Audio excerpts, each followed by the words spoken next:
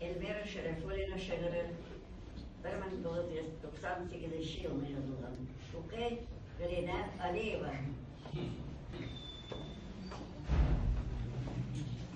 Туған жерге табынғансың, дауыл болып қабынғансың, қар-бураннар ябынғансың, күйлеріңде сарапа.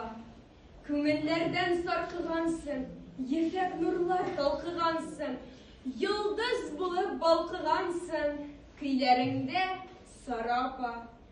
Гүл шәшәк булып шыққансың, утлы күмерләр йоткансың, туфан су булып купкансың, көйләреңдә сарапа.